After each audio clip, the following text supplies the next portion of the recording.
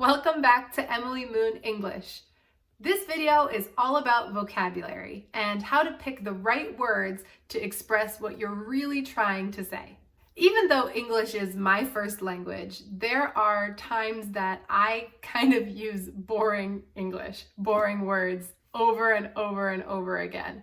Words like really or very, like I had a very good day or I'm really tired. Now, there's nothing wrong with these words, they just can be boring if I use them too much.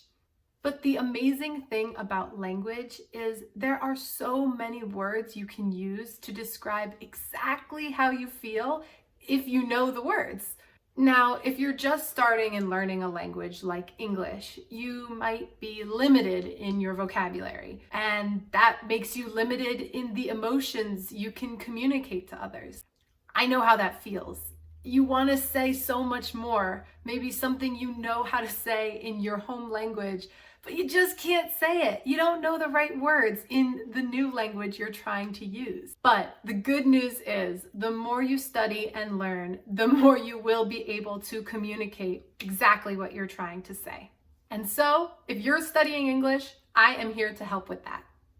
Today's video will cover 4 of the most common overused words that I hear in English: good, bad, happy, and sad. Let's spice it up. Now, like I said before, you might use really or very to make something sound more emotional. But the problem with these words are they're not that specific. If you say something is really good, the meaning is kind of ambiguous. That means it's not very clear. Maybe the listener or the reader doesn't know how good it really is. There's a lot of ways things can be good, from, good to really, really good. But the good news is there are actually a lot of words that can take you from these two extremes. What I'm going to show you is called a cline. A cline is basically a diagonal line that goes from one extreme to the other. So on this end, it's kind of a lower emotion than compared to this end, which the emotion is very strong.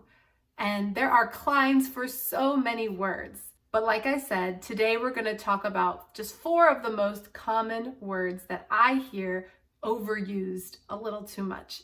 So let's start with an easy one. Good. I know this is overused. So let's take a look at the cline that I've created. You can listen along as I explain, or you can pause it and write it down for yourself. So starting on the lower end, we have the words pleasant, great, and grand. As we go up our cline of emotion, we go towards the middle. So the feelings here are a little bit stronger than at the bottom. We have delightful, terrific, excellent, and wonderful.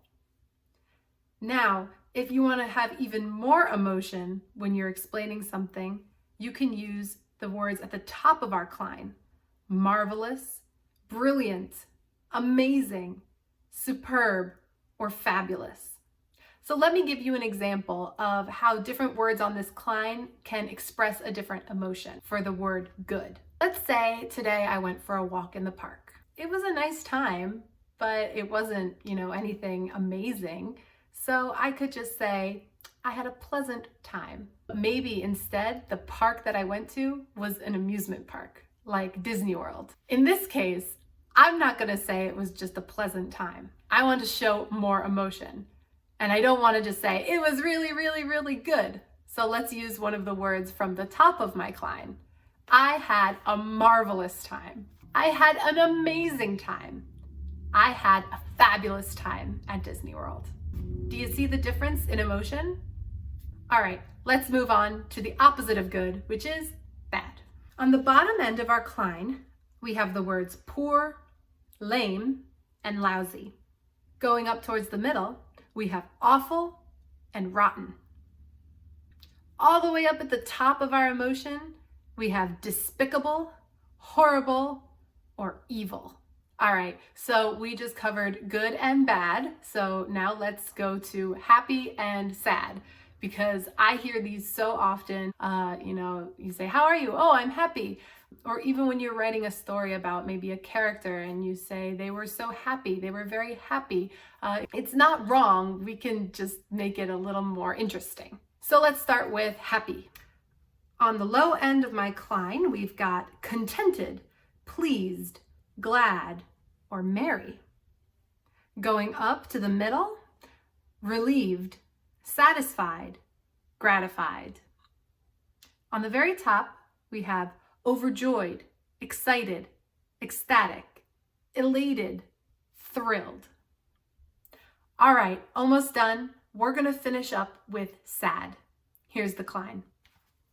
On the bottom end, we have blue, glum, unhappy, disappointed, upset, and somber. In the middle, going up, we have let down, troubled, heartbroken, hurt, and distressed.